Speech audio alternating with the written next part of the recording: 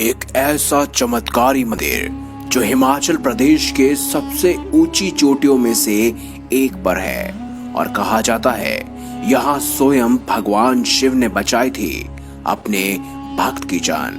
नमस्कार, हमारे चैनल में आप सभी का हार्दिक स्वागत है। आप देख रहे हैं मंदिर दर्शन।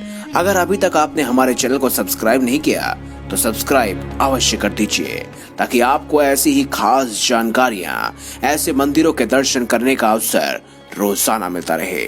और मंदिर दर्शन की घंटी अवश्य बजाइएगा, यानी बेल आइकन जरूर दबाइएगा।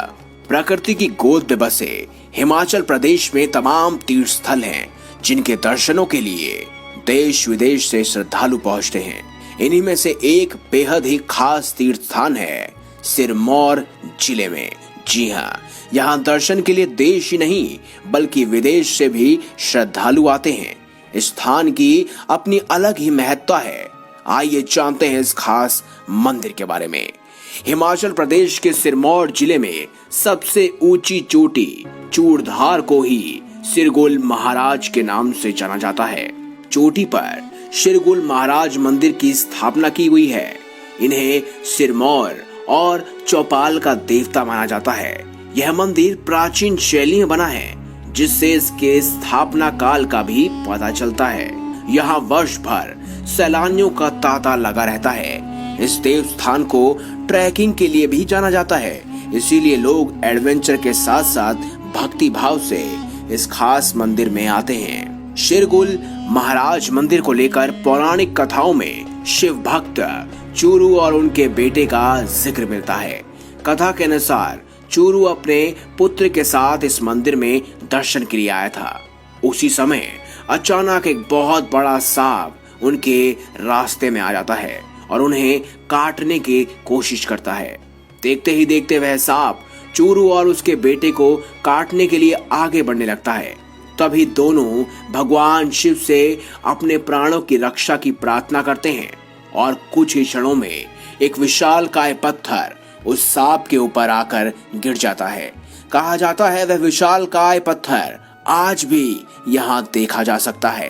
कहते हैं कि चूरू और उसके बेटे की जान बचने के बाद दोनों ही भगवान शिव के अनन्य भक्त हुए। इस घटना के बाद से मंदिर के प्रति लोगों की श्रद्धा और बढ़ गई। साथ ही उस जगह का नाम भी चूड़धार के नाम से प्रसिद्ध हो गया। इसके अलावा चट्टान का नाम चूरू रख दिया गया। कहा जाता है हिमाचल प्रवास के दौरान आदि शंकराचार्य इस स्थान पर उन्होंने आकर शिवलिंग की स्थापना की थी। इसी स्थान पर एक चट्टान भी मिलती है जिसे लेकर मान्यता है कि यहाँ पर भगवान शिव अपने परिवार के साथ रहते थे। मंदिर के पास ही दो बावड़ियां हैं। मंदिर जाने वाले सभी श्रद्धालु पहले बावड़ी में स्नान करते हैं और उसके बाद मंदिर में प्रवेश करते हैं। कहते हैं कि यहाँ की जो बावड़ी है वह बेहद ही खास है। मान्यता है कि मंदिर के बाहर बनी दोनों बावड़ियों का जल अत्यंत पवित्र है। कहा जाता है इनमें से किसी भी बावड़ी से 2 लोटा जल लेकर सर पर डालने से सभी मन्नतें पूरी हो जाती हैं। इसके अलावा यहाँ का पानी गर्म होता है। अब वैज्ञानिक दृष्टि से देखा जाए तो ऐसा कैसे संभव है कि एक ठंड के इलाके में एक गर्म स्रोत चूड़धार के इस बावड़ी में भक्ति ही नहीं बल्कि देवी देवता भी आस्था की डुबकी लगाते हैं।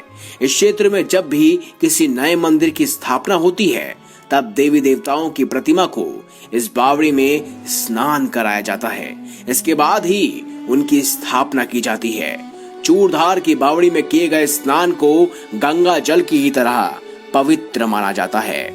सिरगुल महाराज मंदिर में दर्शन करने वाले श्रद्धालुओं की सारी मन्नतें पूरी हो जाती हैं। साथ ही अगर वह किसी उलझन या परेशानी में होते हैं तो उन्हें उनका भी समाधान आसानी से मिल जाता है। बता दें कि यह समाधान उन्हें मंदिर के पुजारी देते हैं। कहा जाता है कि वह सभी की बातें सुनने के बाद सिरगुल महाराज को साक्षी मानकर समाधान बताते हैं। आप जानते हैं कि आखिर आप इस मंदिर में कैसे जा सकते हैं। अगर आपको कभी इस मंदिर में जाने का अवसर मिले तो आपको कहां से जाना चाहिए।